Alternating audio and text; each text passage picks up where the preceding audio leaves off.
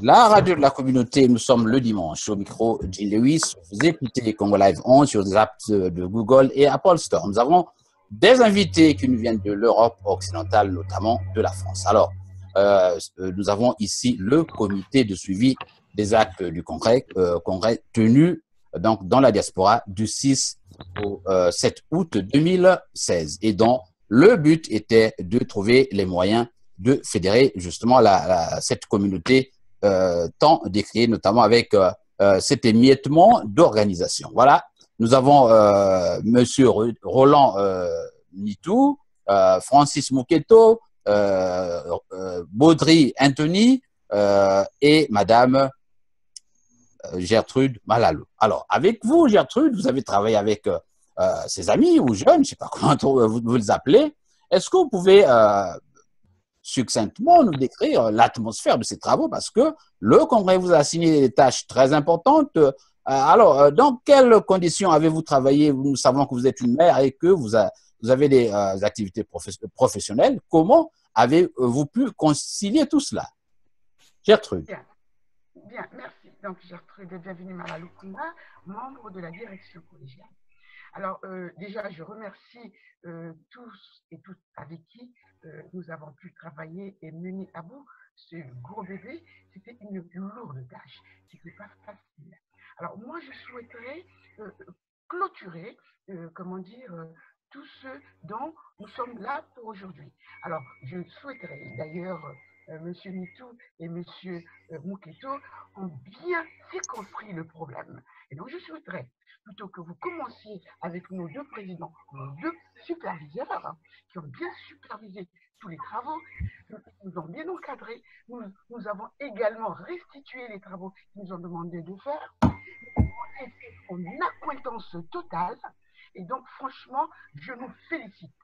Ce n'était pas une chose facile. Nous avons mené à bout ce bébé. Et nous voulons que ce bébé soit mis au monde. Et nous allons mettre ce bébé au monde, malgré toutes les choses qui sont en train d'être faites. Et nous allons le mettre au monde, ce bébé. Alors, moi, je souhaiterais intervenir vers la fin pour vous décrire le comment et le pourquoi de la tenue de ces élections. Alors, mais par contre, je souhaiterais que ce soit les deux superviseurs qui commencent à procéder à vous circonscrire le pourquoi et le comment de ce congrès, comment cela a débuté. Moi, je peux éventuellement vous dire que ça a débuté un 16 avril 2016 par des jeunes qui nous ont mis ensemble pour dire non, maintenant ça suffit. Il y a trop d'émiettement, il y a trop d'incompréhension, il y a trop de division. Les jeunes et les moins jeunes, mettons-nous ensemble. Et ça, j'ai adoré. Et c'est pour ça que j'ai adhéré. Alors moi, je souhaiterais parler à la fin pour vous décrire comment se déroulera les élections. Merci. Voilà, donc je crois que nous avons des problèmes de caméra avec notre ami Francis Mouketo. Votre image tombe à disparaître. Voilà, merci. Alors, avec vous, Francis Mouketo, nous sommes bien entendu, je rappelle, au Journal de la Communauté avec les amis du comité de suivi des actes du congrès tenu du 6 au 7 août 2016. Alors, un congrès pour la diaspora, Francis, ça nous rappelle le mono, hein? Alors, merci beaucoup, mon cher journaliste. C'est la première fois qu'on a la possibilité d'échanger sur votre chaîne audiovisuelle. Hein? Donc, la question, elle est très bonne. On ne peut pas parler du mono au XXIe siècle. On ne peut pas parler du mono, dans la mesure où nous avions effectivement eu une conférence nationale souveraine qui a proclamé la pluralité des partis politiques, qui ne sont pas des partis politiques, qui sont plutôt des chefferies ethniques aujourd'hui. Et c'est tout cela le problème. La corruption de ces partis se comportant comme des satellites qui accompagnent la dictature dans ses forfaitures. Et aujourd'hui, c'est là la vraie question, c'est là le problème qui a conduit à l'émiettement de la diaspora, à la corruption de la diaspora, pour arriver à ce chaos. Il y a eu un Big Bang sur la place de Paris. Un véritable Big Bang. C'est-à-dire que nos frères et sœurs ne pouvaient plus s'entendre Il y avait des multitudes de structures associatives, des plateformes associatives qui n'arrivaient pas à conduire des projets à bien. On a pris cette situation dans un état de déconfiture totale. Alors, à partir de ce moment-là, et dans le contexte aussi de la crise post-électorale, il était question que la diaspora se saisisse. Il était question que la diaspora se réveille.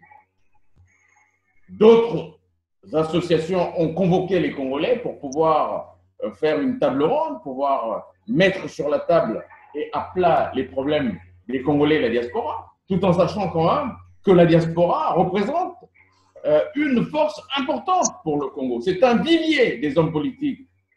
La politique congolaise, elle est faite, elle vient de la diaspora. Les leaders politiques en Afrique viennent en majorité de la diaspora. Et donc, cette diaspora qui est perdue ne pouvait pas prendre les destinées de ce pays. Alors, à ce moment-là, l'association Les Indignés du 242 ont convoqué une grande assemblée générale qui a rassemblé tous les Congolais.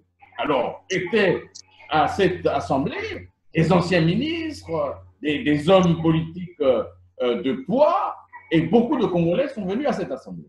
J'ai le président, Francis, le président de cette association ici, notamment Monsieur Roland Nitou. Est-ce que, Roland, vous pouvez revenir sur le contexte qui vous a conduit justement à l'idée de ce congrès, notamment? Vous avez, je crois, fait quelques interviews en langue locale dans lesquelles vous essayez de circonscrire ce contexte. Est-ce qu'en français, pour la gouverne de nos auditeurs, qu'est-ce qui vous aura poussé justement à décider de ce congrès? Roland Nitou. Merci. C'était par rapport un peu, donc, comme mon frère Francis vient de le dire. Bon, déjà un grand merci. Merci à tous ceux qui nous suivent là.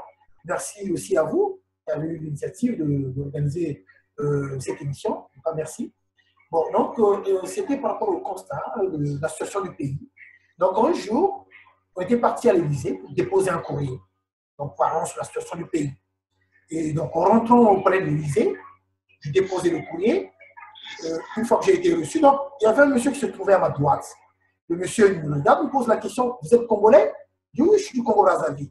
Il dit ah oui, mais moi j'ai travaillé, dans le passé j'ai travaillé au Congo-Brazzaville. Donc je le connais facilement un peu les Congolais. Ah ben oui, mais il y a 2 jours de cela, il y avait 2 Congolais qui étaient venus déposer un courrier, toujours dans la situation de votre pays.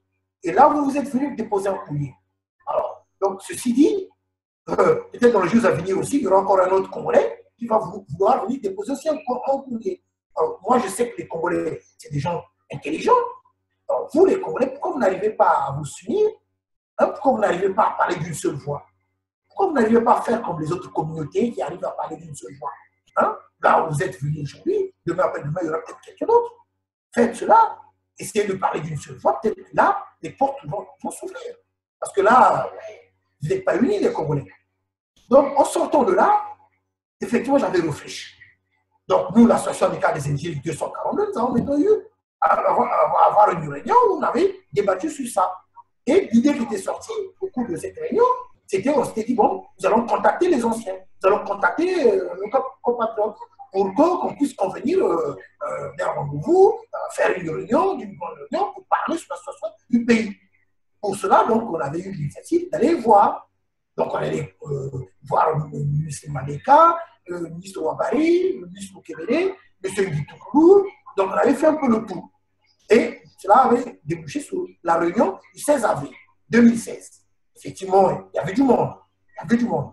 À la sortie de cette réunion, là, les gens demandaient encore qu'on se retrouve la deuxième fois le 21 mai. Ce qui avait suivi le 21 mai. On s'est retrouvés du 21 mai. Bon, et là, ben voilà, les forces qui étaient là, la sœur Gertrude, les Richard, et tout le monde était là. On était tous vraiment unis. On s'est dit, voilà, c'est comme ça qu'on doit travailler pour qu'on aille de l'avant, pour qu'on arrive à parler d'une seule voix. Donc, de cela a débouché le congrès qui avait eu lieu du 6 au 7 août 2016. Voilà. Le problème, c'est que c'est quoi? Oui, par rapport au congrès, là maintenant, ce n'était plus maintenant que les indignés. Le problème, c'est que ce n'était plus indignés. Le but pour nous, c'est vrai, nous avons eu l'idée, nous avons initié, mais le bébé est le bébé de tous les Congolais. Donc le but, c'est que tout le monde vienne que nous travaillons afin que nous allons de l'avant. C'était ça le problème. Effectivement, ce qui s'est passé, c'est que ça, nous sommes partis jusqu'au congrès du 6 au 7 et le train a bien démarré. Et voilà, jusqu'à aujourd'hui, nous travaillons. Voilà, merci Roland. Je reviens à vous, Francis Mouketo.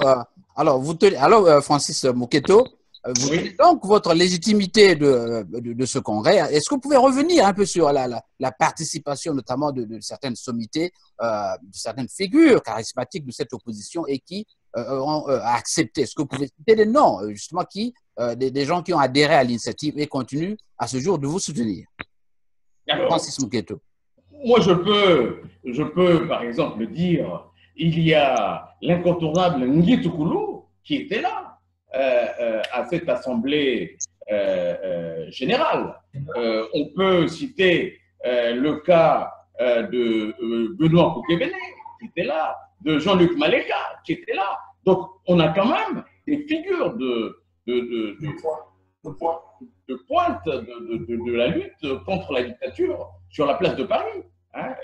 Il faut que je vous dise que Jean-Luc Maléka fut en même temps le président de la plateforme Assise nationale, qui est un outil de combat sur la place de Paris, avec tout ce que vous connaissez sur les Assises nationales. Donc moi je dis, il y a eu d'autres personnes. Nous avons toujours, à chaque assemblée générale, des listes d'émargement. Donc nous avons toutes ces preuves-là pour montrer que la légitimité de ce congrès n'est plus à démontrer, puisque on part d'une assemblée générale qui est le point sur comment nous allons conduire la lutte sur la place de Paris. Il fallait aller vers un congrès. Tout à l'heure, vous m'avez interrogé sur les aspects un peu monolithiques du congrès. Mais moi, je dis que tous les partis politiques en France tiennent des congrès. Donc, un congrès, c'est un haut lieu de débat. Je vais juste vous rappeler que en proclamant Paris comme capitale du Congo libre, après justement ce congrès des Congolais de l'étranger, rassemblé effectivement autour de ce mouvement que le congrès a consacré comme acte majeur. La dictature, c'est plutôt la diaspora, c'est donner une certaine cohérence.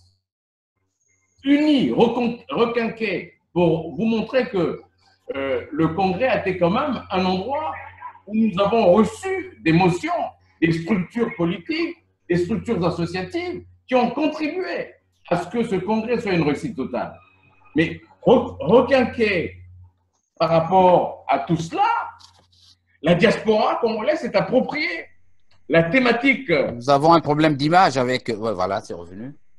S'est appropriée la thématique sociale, économique, politique, citoyenne et existentielle de son identité pour la rendre aussi bien cohérente, visible et audible à l'extérieur. Le problème était celui-là, ce que j'ai dit à mon introduction. Unie, organisée, inventive et structurée, elle pourra justement conduire la lutte collective et populaire jusqu'à la victoire du peuple. C'est ce que nous attendons. Alors, pour opérer, bien entendu, les changements. Parce que nous ne cherchons pas la victoire pour la victoire, c'est pour opérer les changements qui s'imposent. C'est quoi les changements en question? Et c'est bien entendu la mise en place d'un état de droit, d'une nation démocratique où l'alternance politique est désormais possible, où le vivre ensemble peut être possible. Le Congrès des Congolais de l'étranger a consacré dans un autre acte, dans une autre décision, l'abolition de l'ethnocratie qui est une grande tare de la démocratie. Parce que s'il y a des divisions, c'est parce qu'il y a des petites chefferies au Congo. Quand le père décède, il lègue le parti à son fils, et ainsi de suite. Alors, on a une sorte de démocratie, une sorte de monarchie déguisée, et on est arrivé effectivement dans cette cacophonie. Alors, je voulais juste dire que le Congrès a aussi consacré, la moralisation de la vie politique. Il faut savoir que la corruption, la concussion, les conflits d'intérêts tout ça, ce sont des véritables poisons. La malgouvernance, c'est les poisons de ce Congo maudit. Et donc, il fallait régler toutes ces questions au cours de ce congrès. Donc, ainsi, pour libérer le peuple congolais, opprimé, plongé dans une pauvreté et dans la barbarie et la terreur de la dictature crapuleuse de Brazzaville, la diaspora proclamait son autonomie et sa liberté. Voilà, je vais, Francis, merci. Alors donc, dans le même sens de Francis, à vous, Baudry, je vous ai reçu il y a quelques semaines sur cette antenne et vous parliez déjà de la rupture idéologique. Alors, est-ce que vous pouvez revenir sur cette idée pour montrer justement ce que la communauté ou la diaspora congolaise gagne justement en capitalisant les actes du Congo? Anthony Baudry. Oui, je vais rapidement revenir sur l'origine, mais je ne mettrai pas de temps puisque mes deux collègues m'ont déjà dévancé là-dedans. Je voudrais dire quelque chose aussi qu'ils n'ont pas pu peut-être dire pour que les Congolais sachent que ce mouvement est à eux. Bien. Alors, donc, l'association amicale indignée de 242, c'est elle qui a eu l'initiative de convoquer toute la diaspora. Donc, les anciens ministres, les associations, les individualités, et la salle était pleine en Assemblée générale pour mettre sur la table le problème de la division de la diaspora, de l'émiettement de la diaspora. Et c'est cette Assemblée générale qui, après avoir fait le tour sur cet émiettement, avait décidé que nous allions au Congrès des Congolais de l'étranger. Et donc, le Congrès des Congolais de l'étranger est l'œuvre, est une émanation de la diaspora. Bien. Alors, pour répondre à la question donc idéologique, voilà, la rupture idéologique notamment. Voilà, la rupture et l'alternative idéologique que nous réservons, bon, on ne peut pas y arriver sans parler des actes du Congrès. Alors, je dirais que le Congrès des Congolais de l'étranger qui a travaillé en 3 ateliers, c'est-à-dire où les Congolais allaient se placer dans les ateliers où ils se sentaient effectivement, où ils se sentaient, comment dirais-je, à l'aise. À l'aise, à l'aise. Il y a eu trois ateliers. Et donc, pendant 2 jours, les Congolais ont travaillé dans ces ateliers pour sortir de là avec des actes forts qui ensuite ont été passés en plénière et le Congrès a adopté et acté un certain nombre des actes dont je vais citer. 1. Le Congrès des Congolais des étrangers a consacré l'autonomie de la diaspora, qui ne doit plus être un wagon qui est conduit par des groupements ethniques tribaux ou ethno-régionalistes que l'on appelle partis politiques au Congo. C'est ça qui amène la division dans la diaspora. Alors, donc, la diaspora aujourd'hui, le Congrès des Congolais de l'étranger a décidé et a consacré l'autonomie de la diaspora, qui va être une force politique autonome pour aller libérer nos parents, nos sœurs, nos demi-sœurs, nos amis, bref, nos compatriotes, nos richesses et notre pays pris en otage par l'organisation criminelle et terroriste de Mpila, dirigée par Sassou Nguesso. Ça, c'est le premier acte du Congrès. Donc, l'autonomisation de la diaspora. Voilà. Deuxième acte, le Congrès des Congolais de l'étranger, dans un acte fort, a acté l'abolition de l'ethnocratie, comme vient de le dire Francis Moketo. C'est-à-dire, cette ethnocratie et qui fait que, au lieu du multipartisme, nous avons le multi-ethnisme. Au lieu des partis politiques, en lieu et place des partis politiques, nous avons des groupements ethniques,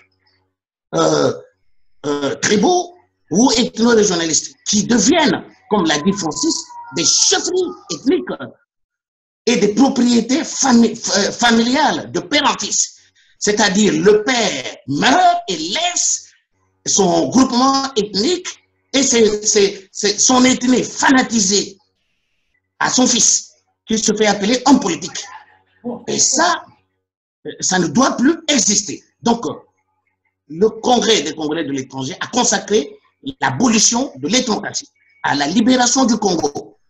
Tous ces groupements ethniques, c'est-à-dire RDPS, UFD, MCDDI, LUKI, UFD, PCT, le Mabama Tatou, UPADES, UDR Mwinda, RDD, tout ça seront dissous. Et nous allons mettre en place deux grands partis politiques idéologiques. La gauche, c'est-à-dire les progressistes, et la droite, c'est-à-dire les conservateurs, voilà, qui auront en leur sein plusieurs courants et qui pourront être séparés ou départagés par les primaires. Voilà, les primaires de la droite, par exemple, au Congo, permettront de séparer ou de départager l'extrême droite, la vision de l'extrême droite, à la vision libérale et à la vision du centre, à la vision religieuse, puisqu'il y a des partis qui peuvent être religieux. Oui, voilà, tout ça c'est la droite. Oui, Baudry, et les primaires de la gauche pourront permettre de séparer ou de départager la vision des socialistes, de la vision des communistes et de la vision de l'écologie de gauche, c'est-à-dire les Verts, et de la vision de la social-démocratie, par exemple. Baudry, on finit. Est-ce que vous m'entendez? Vous n'allez pas quand même dévoiler tout ce que vous avez dans la gibecière, parce que quand vous prenez le pouvoir, les pirates, ils sont là, ils peuvent tout ressasser. Alors, je reviens avec vous, je vous vois avec un large sourire là-bas, la sœur, notre sœur Gertrude Malalou. Vous avez fait partie d'une structure, donc nous allons passer au Congrès. Maintenant, le Congrès vous a demandé justement de vulgariser cela. Est-ce que, quelle est la campagne que vous avez menée dans l'intervalle? Est-ce que vous avez organisé des meetings, des réunions, qui vous avez appelé pour que, dans l'opinion, ce que M. Baudry vient de dire, ou Francis, ou encore Roland Nitou, soit accompli? Est-ce que les gens comprennent ce que vous êtes en train de faire? Alors, non, les gens ne peuvent pas dire qu'ils ne comprennent pas ce que nous faisons. Ou alors, peut-être que nous ne sommes pas très bien fait comprendre. Mais nous avons mis tout ce qui était dans nos tripes et nous nous sommes exprimés publiquement. Nous avons fait des réunions publiques depuis 6 mois, monsieur le journaliste. Nous l'avons fait publiquement. Et à chaque fois, lorsque les moyens nous le permettaient, on faisait venir un média qu'on payait pour qu'il puisse couvrir l'événement. On a tout mené publiquement. Et cette manière de faire nous permettait, comment dire, de nous rendre plus visibles.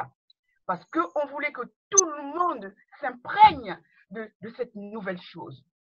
Monsieur le journaliste, si nous nous sommes sacrifiés, nous avons sacrifié notre temps et notre énergie pour faire cela, c'est parce que nous avons conscience qu'il faille faire la politique autrement. Nous avons tous essayé par le passé.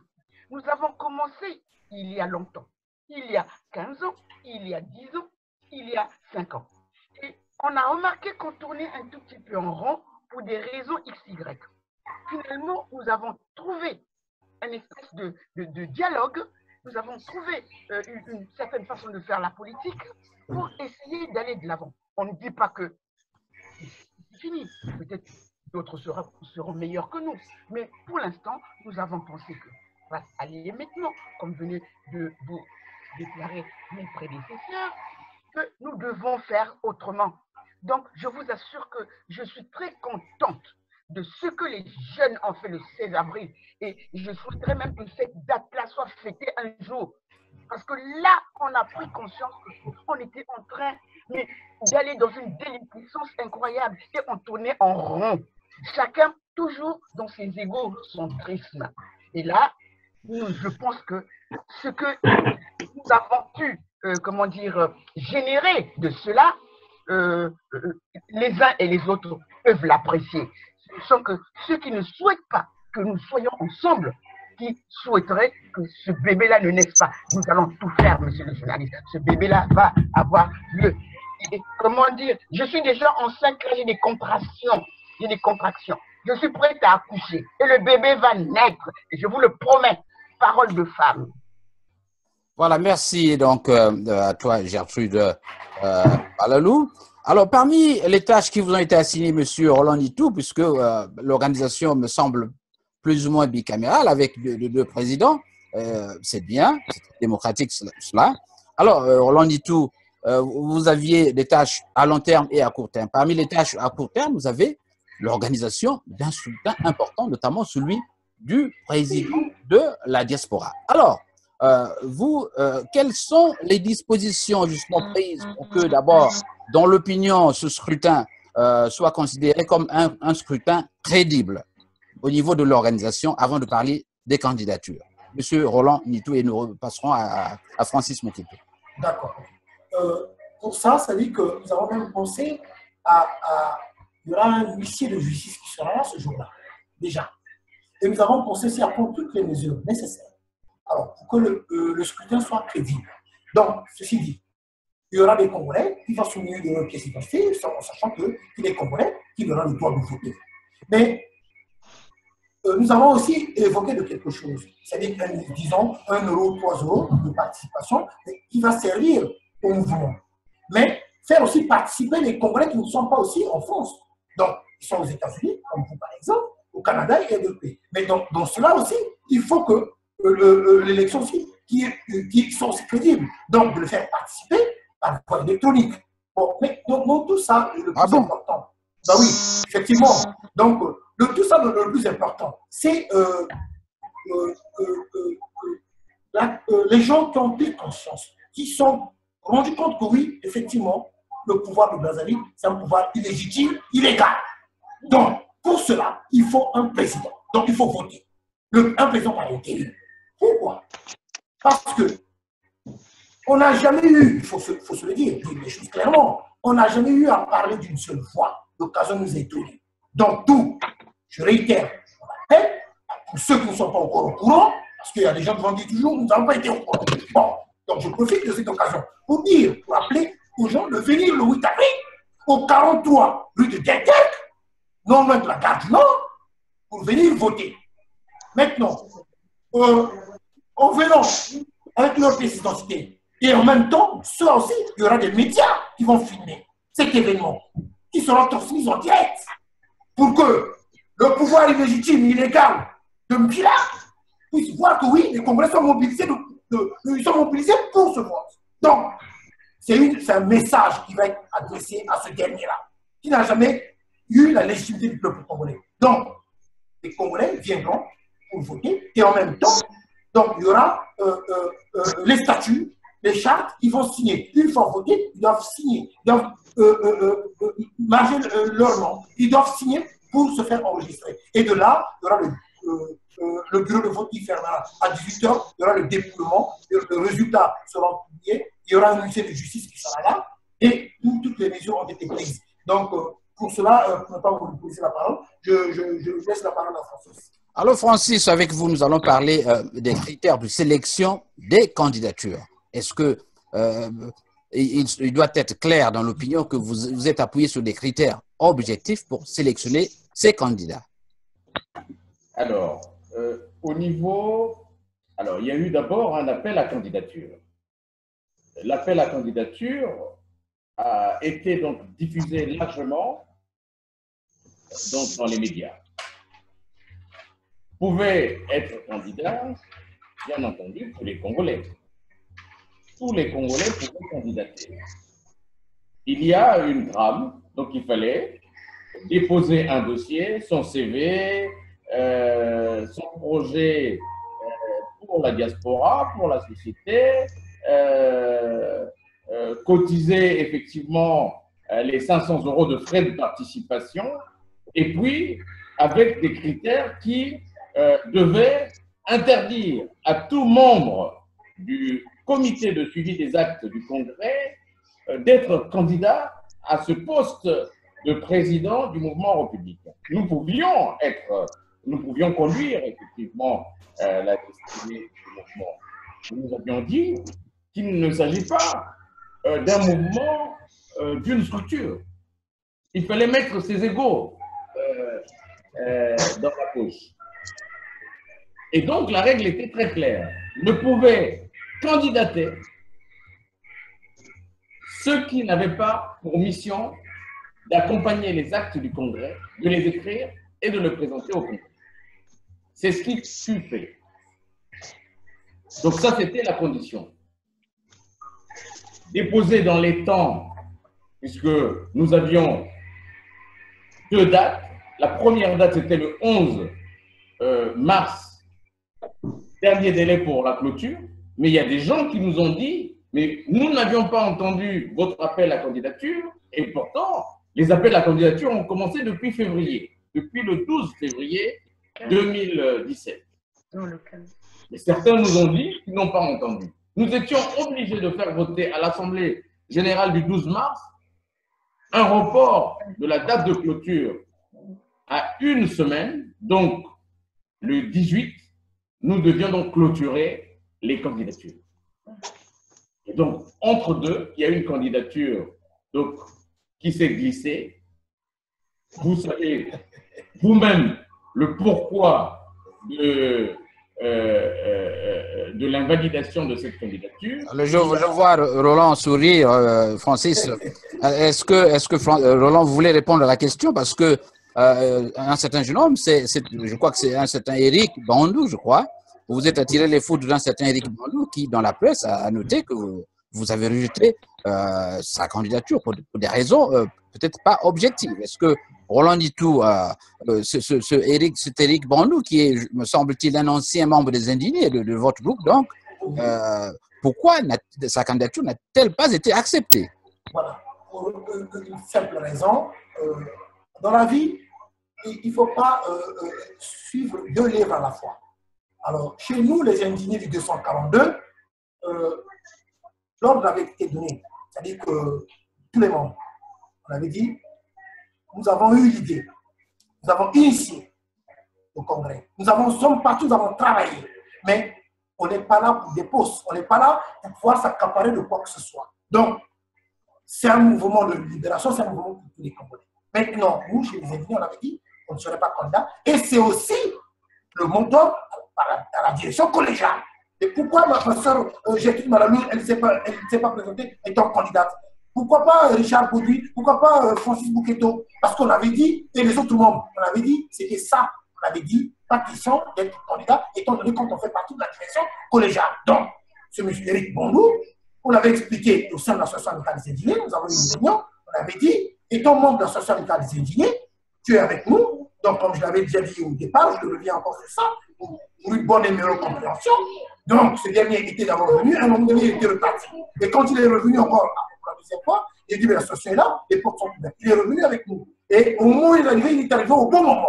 Donc, au bon moment, quand je parle de bon moment, c'est que nous, au bon moment, c'est qu'il y avait la direction collégiale. On travaillait déjà. Donc, lui, il est arrivé, on a fait des vidéos, on a fait l'appel à la candidature, il a été avec nous, il a travaillé avec nous à la direction collégiale. Mais au moment où on a bien expliqué qu'aucun membre de la direction collégiale ne pouvait être candidat, lui, par contre, il le voyait mal. D'abord, je vous le dis très clairement, et ses propos, je vous le dis, hein, parce qu'il faut être honnête dans la vie. L'honnêteté, c'est la meilleure des choses. J'ai appris tout cela de mes grands-parents. Il m'avait donc dit, mais le président dit tout, mais il fallait être candidat, il fallait être candidat. Vous vous battez, vous prenez des risques énormes, il fallait être candidat. J'ai dit, mais non, moi, je ne suis pas là pour les postes, ce n'est pas pour être candidat. C'est ce que nous avons dit. Maintenant, de là, lui, il est venu me voir pour me dire, oui, il se voyait être candidat. Je dis, non, Eric, on t'a dit, on ne peut pas être candidat. Impossible. C'est la règle. Oui, mais dans ce cas-là, ben, moi, je vais quitter le mouvement des indignés, donc je vais quitter aussi la direction collégiale pour être candidat. Donc, il est venu, mais le jour où il est venu poser sa candidature, quand il avait déposé ses 500 euros, son dossier, mais c'est qu'on n'avait pas fait comprendre qu'on acceptait sa candidature. On avait dit, on va y réfléchir. Mais étant donné que c'était devenu un problème de conflit d'intérêts par rapport à M.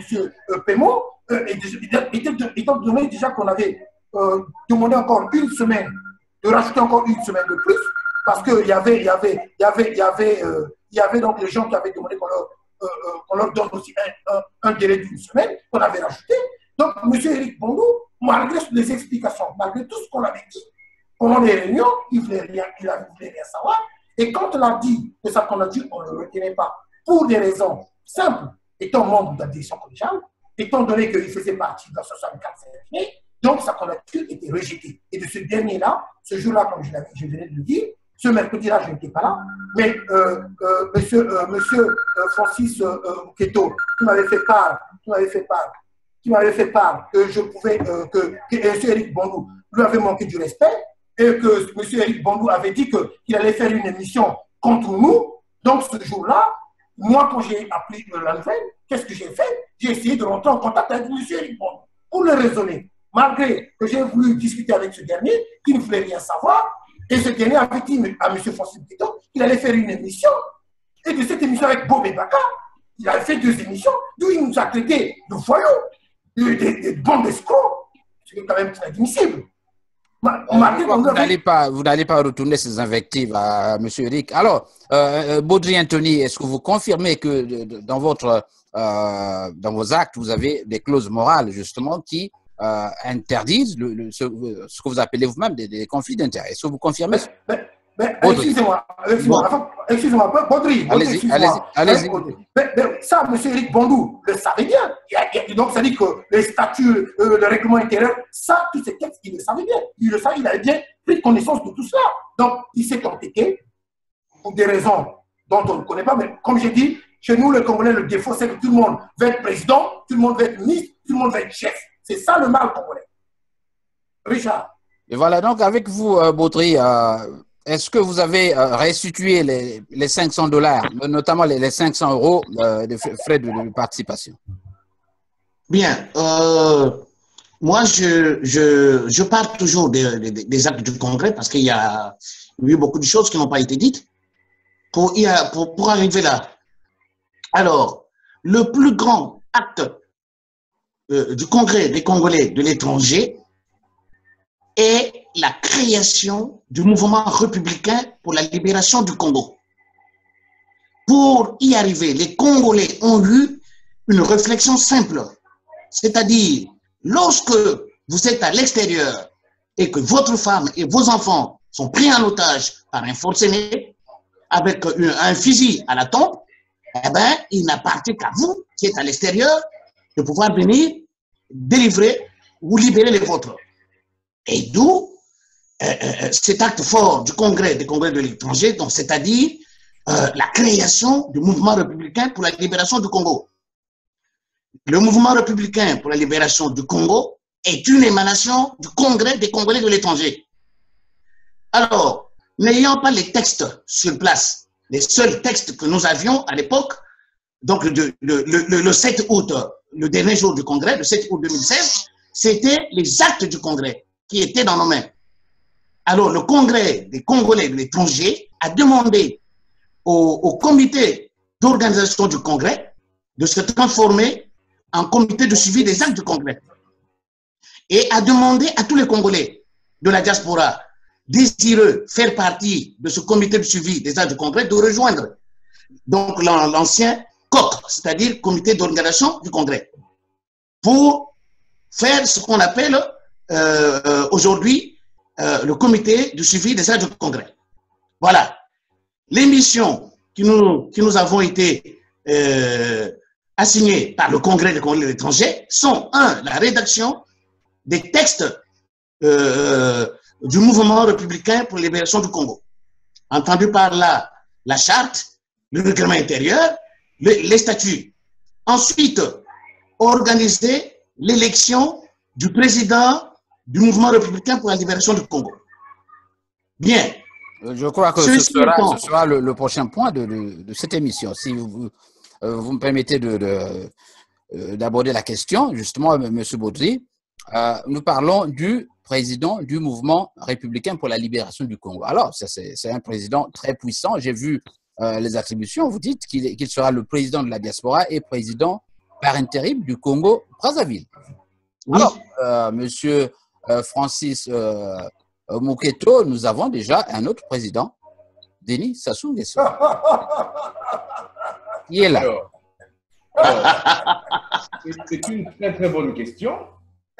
C'est une très bonne question parce que je veux juste revenir sur la crise post-électorale.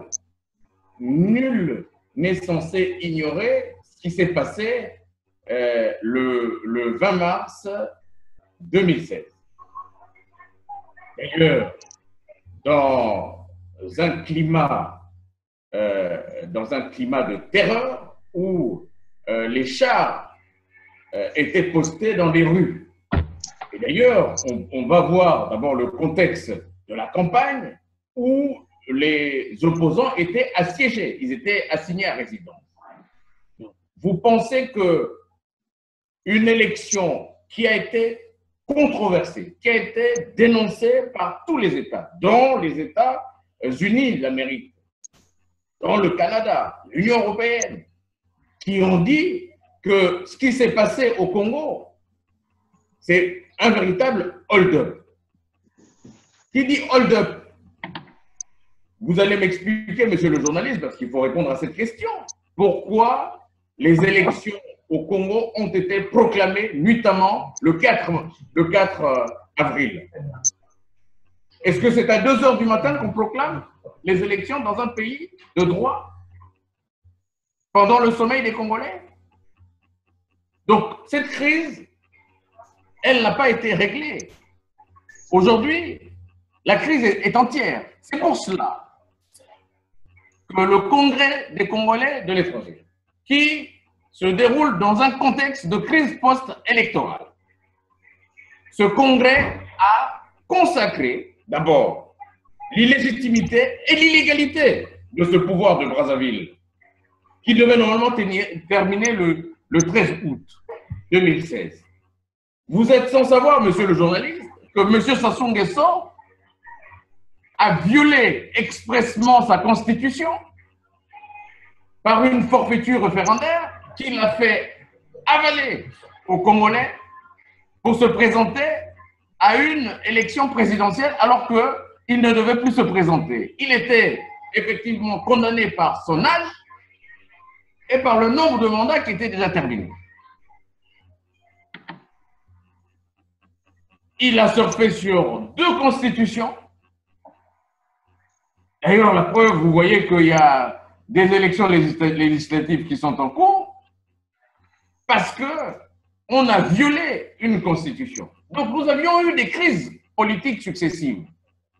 À partir du moment où le vote du peuple congolais a été volé, à partir où la légitimité du peuple congolais a été offusquée, nous qui sommes à l'extérieur, puisque le Congo est devenu un État où le peuple congolais est pris en otage, où sa souveraineté est aujourd'hui confisquée. Mais vous savez, monsieur, quand vous arrivez chez vous, il y a un forcené chez vous qui prend toute votre famille en otage. Qu'est-ce que vous faites? Mais c'est vous qui êtes à l'extérieur qui allez sauver ceux qui sont pris en otage. La diaspora congolaise, justement, se saisit de cette imposture du 20 mars. Elle s'est saisie de cette imposture du 20 mars pour revendiquer une seule chose, c'est la victoire de son peuple, volée gratuitement, au vu et au su de tout le monde. À partir du moment où il y a cette imposture, le Congrès de la diaspora a consacré l'illégalité de ce pouvoir, l'illégitimité de ce pouvoir, et donc l'institution de la présidence de la République est dévoyée. À partir de ce moment, le mouvement républicain qui aujourd'hui est en phase d'atterrissage va mettre en place un président, puisque c'est le président de la diaspora, c'est la diaspora qui va aller délivrer le peuple congolais qui est pris en otage. Ce président aura pour mission de représenter les Congolais auprès des instances internationales et il sera le président par intérim jusqu'à ce que nous allons redonner le pouvoir au peuple, nous allons redonner la souveraineté du peuple pour effectivement réorganiser ce pays, amener ce pays vers une nation démocratique où l'état de droit sera respecté. Aujourd'hui, vous voyez vous-même, monsieur le journaliste, que les droits de l'homme sont bafoués, violés. Les libertés fondamentales sont bafouées, violées. La torture est devenue une monnaie courante. Est-ce que vous accepterez qu'au XXIe siècle, qu'on puisse traiter les Congolais comme des ordures, comme des objets? Est-ce que vous allez accepter qu'aujourd'hui, que le Congo soit réduit à sa plus simple expression, qu'il ne soit pas au grand rendez-vous des nations?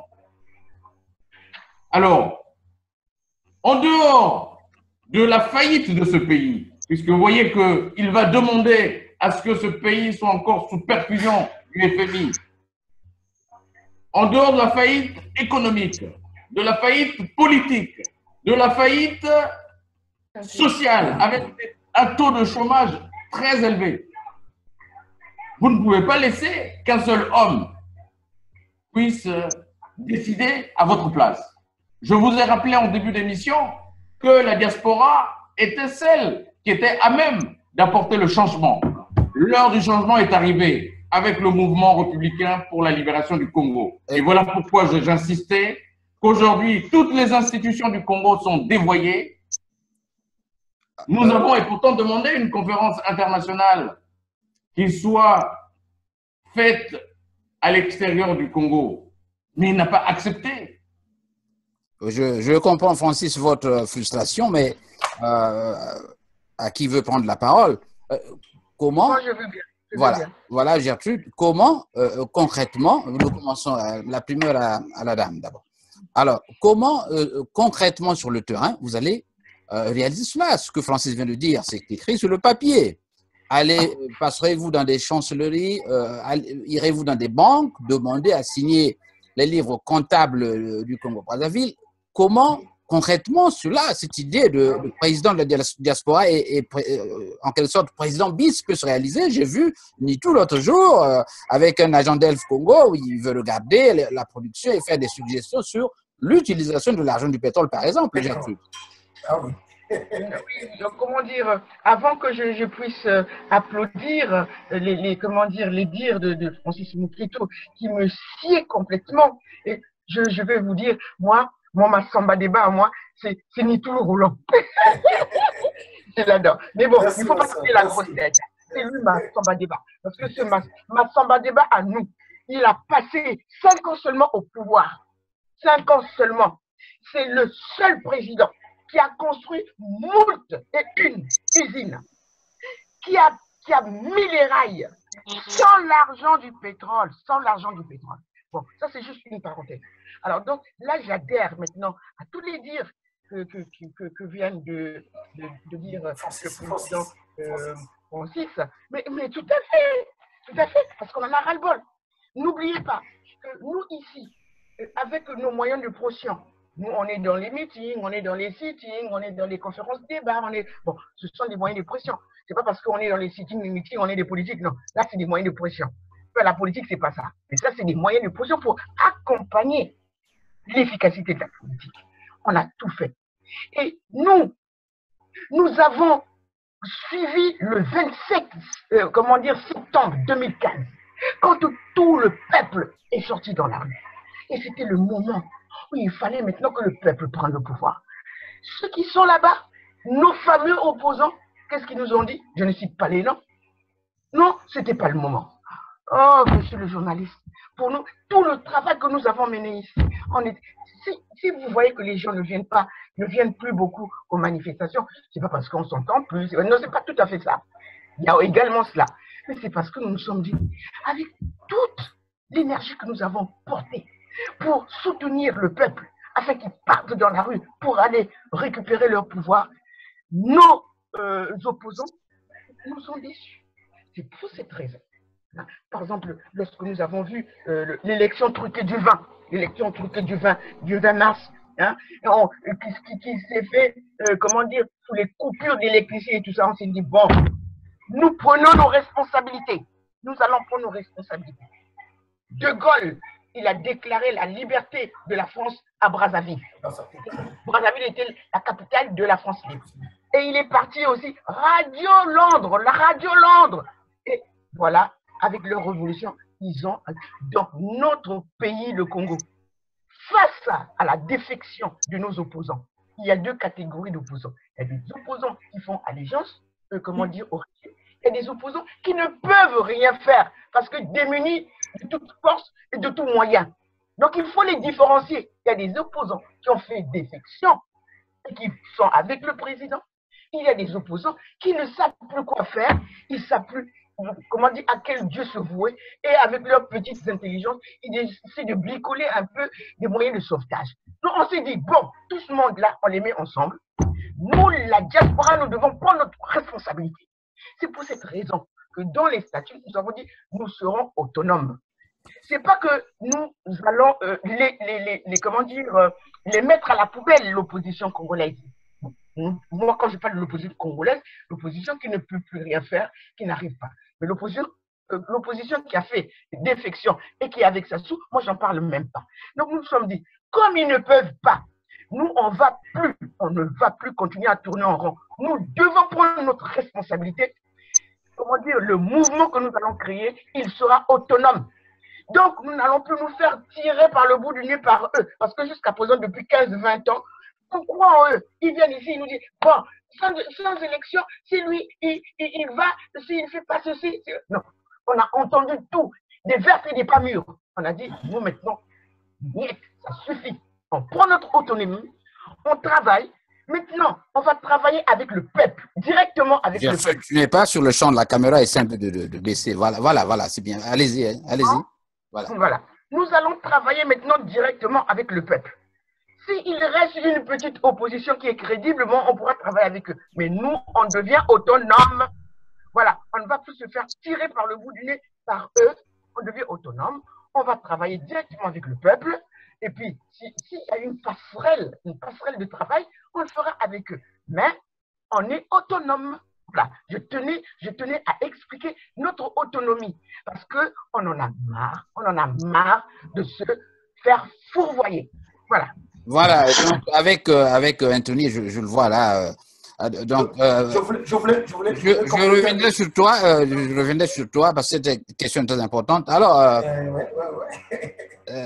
Baudry, comment sur le terrain allez-vous matérialiser cela? Donc, la carrure, donc, la peinture de ce président assez puissant, comment pouvez-vous faire de ce président de la diaspora le président du Congo-Brazzaville sur le terrain? Bien. Déjà, moi, je reviens toujours sur les actes du Congrès parce que ça ne vient pas de moi, mais des congrès de l'étranger. Le Congrès. Je rappelle qu'il nous reste 5 minutes. 5 minutes. Oui. Le Congrès des congrès de l'étranger avait proclamé Paris la capitale politique du Congo libre. C'est-à-dire toutes les institutions du Sassoulande, parce que ce n'est pas le Congo qui est là-bas, c'est le Sassoulande, étant dévoyé, à commencer par Sassou Nguesso lui-même et son assemblée dont les députés, c'est lui qui les nomme, ses maires nommés par lui, c'est sa cour constitutionnelle. Tu dois aussi savoir, connaître le fameux procureur Okundakala. Alors, toutes ces institutions sont dévoyées. Et donc, le Congo étant pris en otage par cette organisation criminelle et terroriste qui tue les Congolais. Je vais te dire un truc. Sais-tu qu'aujourd'hui, le Congolais n'est pas citoyen dans son pays? Le Congolais n'est plus citoyen.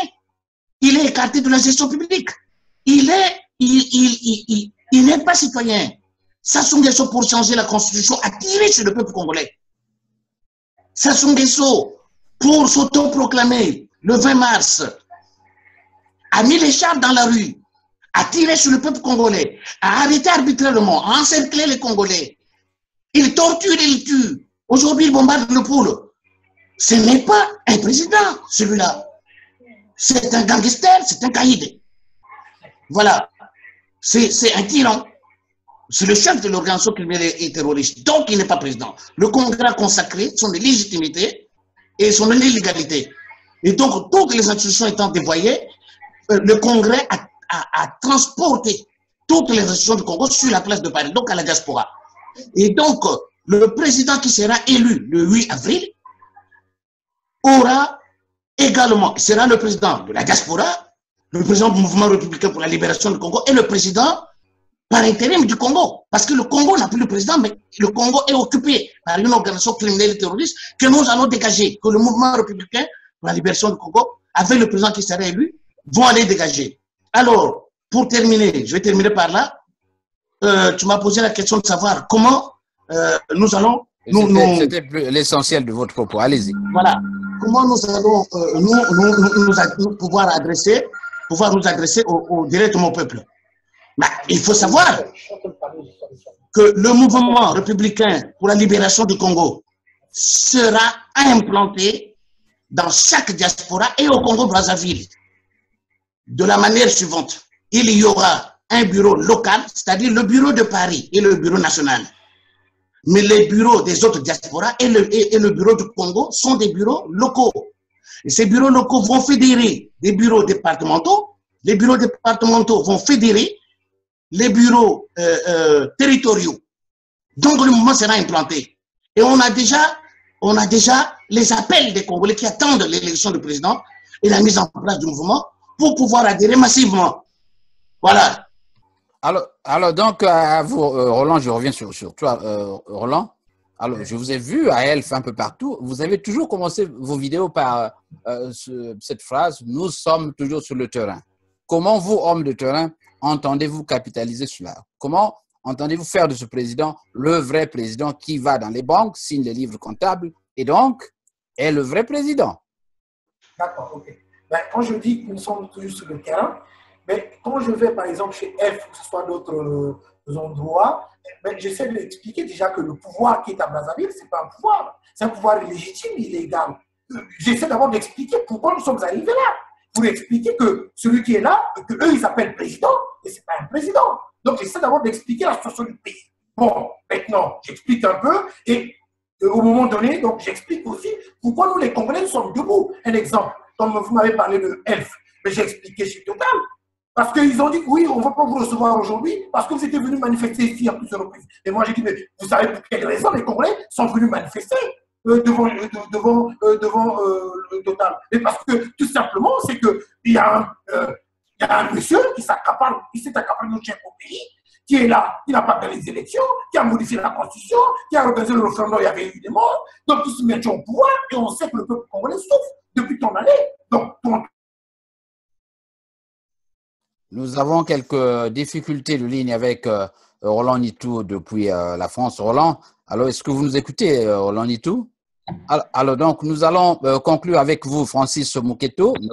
Je donnerai donc à Gertrude la possibilité de tout résumer, notamment la conclusion.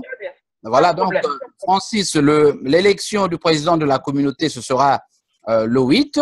Un appel de vous. Pourquoi vous pensez que le Congolais devrait saisir cette opportunité qui lui est offerte de participer à ce scrutin? Francis Mouketo, je vous donne 60 secondes. Alors, je voulais juste dire que cette élection va consacrer la légitimité de ce président. Pourquoi? Parce que le corps électoral qui est appelé aujourd'hui, c'est cette diaspora décomplexée, autonome, qui veut dénoncer tout ce qui se passe au Congo. Alors, il y a un vote électronique pour ceux qui sont à l'extérieur, tous ceux qui sont à l'extérieur de Paris. Il faut savoir que Paris, c'est la capitale aujourd'hui. Le vote aura lieu physiquement à Paris, sauf que tout le monde ne pourra pas venir voter.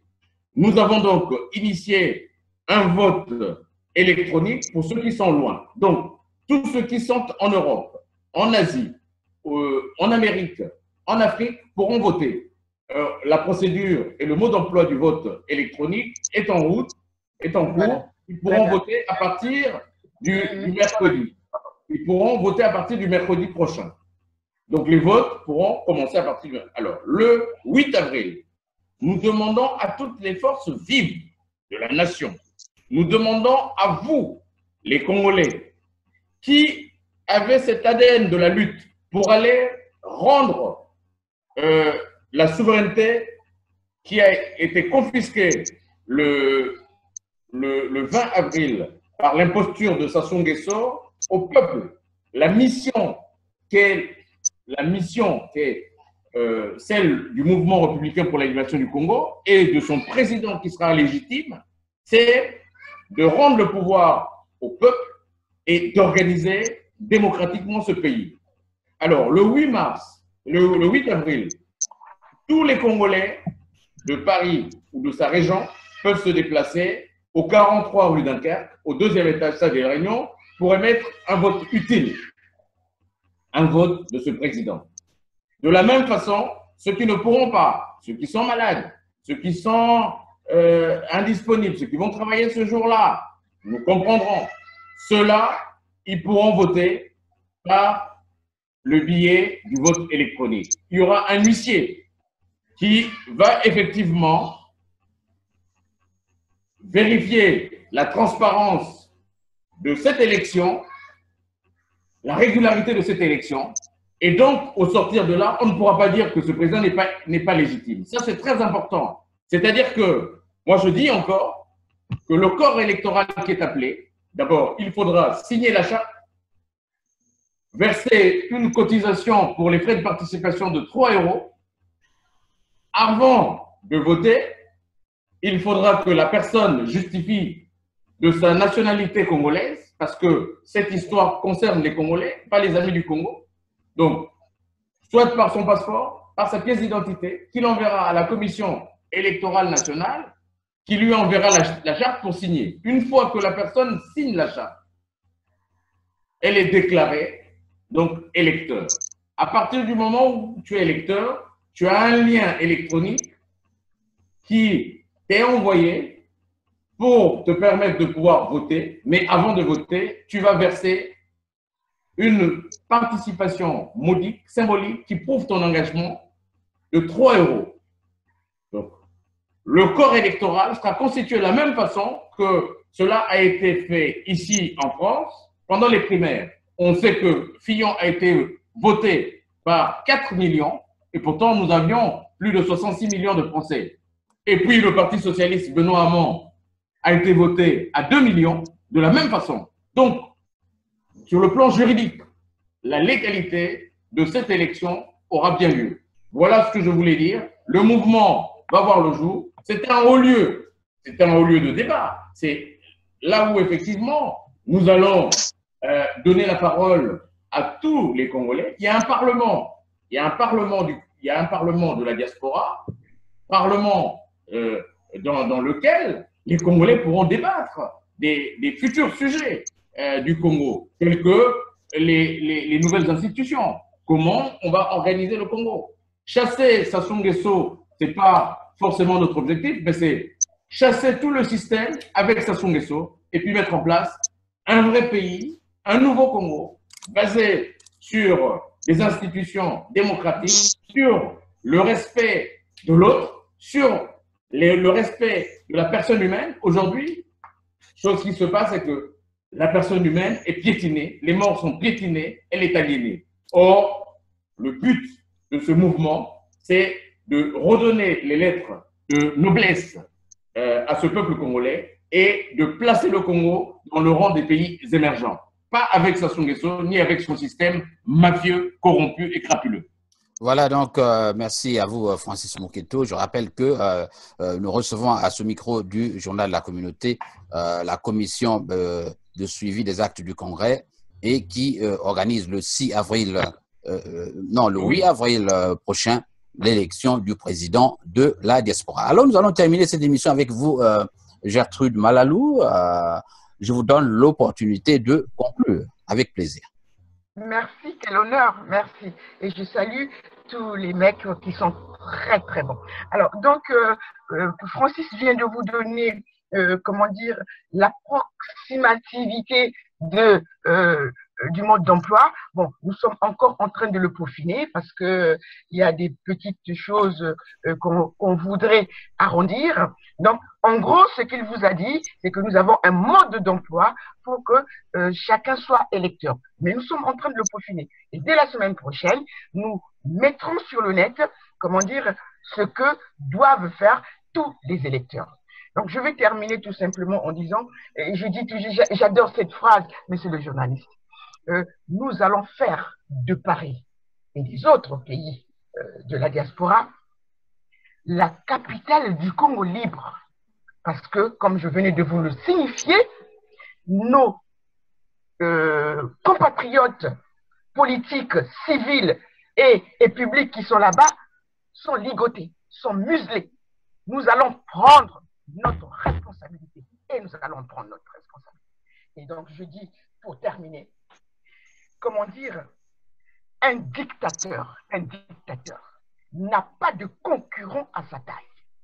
Tant que le peuple ne lève pas le défi, nous sommes le peuple et nous allons lever le défi. Merci. Voilà, c'était donc ce journal de la communauté était consacré à cette commission qui organise le 8 avril prochain l'élection du président de la diaspora. Élection, bien sûr, qui sera organisée sur toute la planète avec des liens électroniques. Vous avez donc la possibilité de voter à partir de vos pays respectifs. Gilles Lewis, je vous retrouve la semaine prochaine. Merci à vous d'avoir participé. Nous avions donc Francis Moketo, Gertrude Malalou, Baudry Anthony et Roland Nito, malheureusement, qui nous a quittés à quelques minutes de la fin de cette émission. Je vous retrouve la semaine prochaine et merci et à la prochaine.